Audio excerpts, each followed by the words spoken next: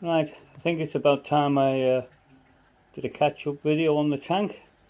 Been a good few months now since I did one.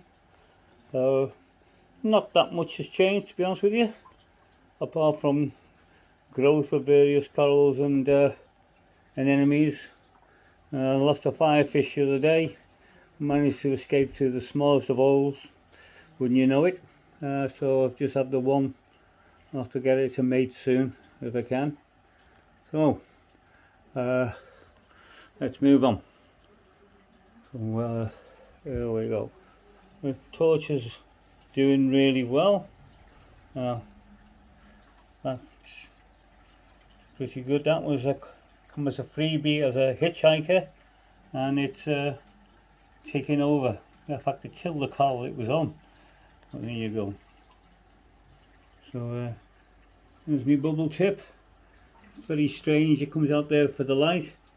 In the morning it's underneath there and then pops up at the top once the lights come on. You can see various corals there. I've actually got a softie at the back, next here I think sometime. Staghorn corals, table acro at the back, difficult to get a good shot of that.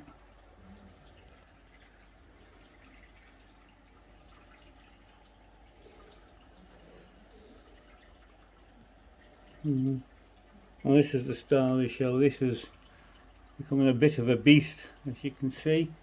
That clown's a good one, maybe getting on for 3 inches now, female. There's a male in there, but you don't see him that often. He's a lot smaller, and he tends to be around the back somewhere attending eggs. But he does pop out now and again, but most of the time he's around the back somewhere where tending his eggs, as I say.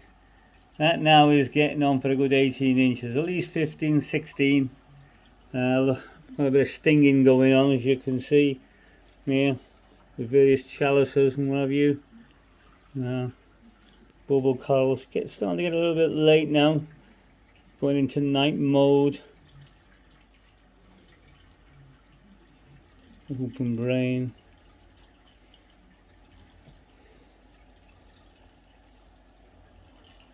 Unfortunately that's getting stung there, that's a hystrix.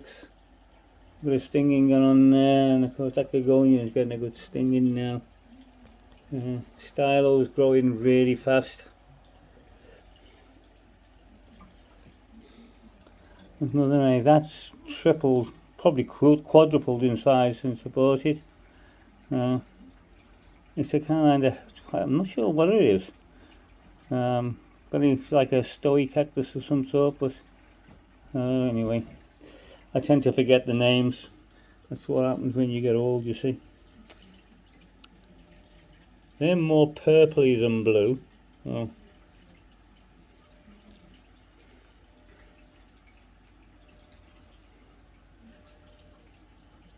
That's doing quite well. It's frog spawn. That's another frog spawn. And a smaller one.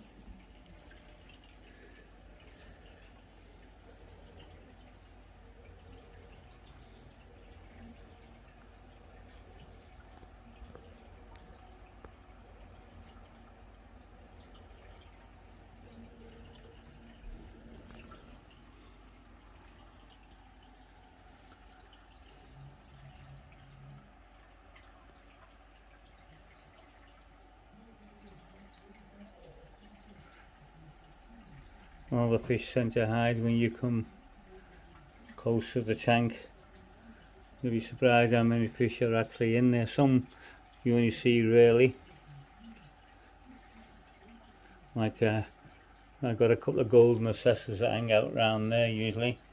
Do come out to feed, but don't see them that often. That's a purple Gorgonian. It's not a light loving one, so I'm quite tricky.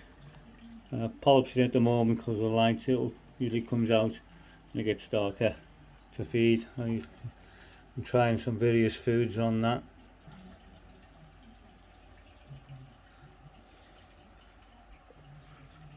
Those Duncans do well at the back there when these not so. They have been stung quite a bit though, just like that coral there, that crow, you can see where it's being stung. Quite a bit of stinging going on. You can see there some dead branches stinging from the bubble tip. Tubernaria coral, very slow growing indeed.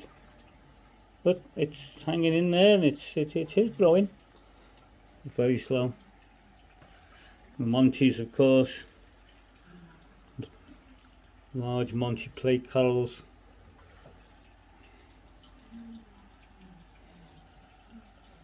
I'll zoom back with that, with the last shot of that anemone, Magnificat anemone.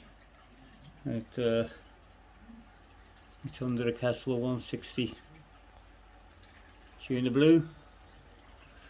One or two people have asked what these are. One either end of the tank, and when I'm a bit lazy, I just pop frozen food cube in there, these holes, and the fish readily come to it. So the food defrosts and comes out those holes at the bottom. But they're available from Cracking Corals and also Finest Aquatics, where I got them from. Finest Aquatics being my most close FLS. So there you have it. Tank's looking pretty good. Hope you enjoyed that bit of a catch up. Okay, thank you. Till next time. Bye.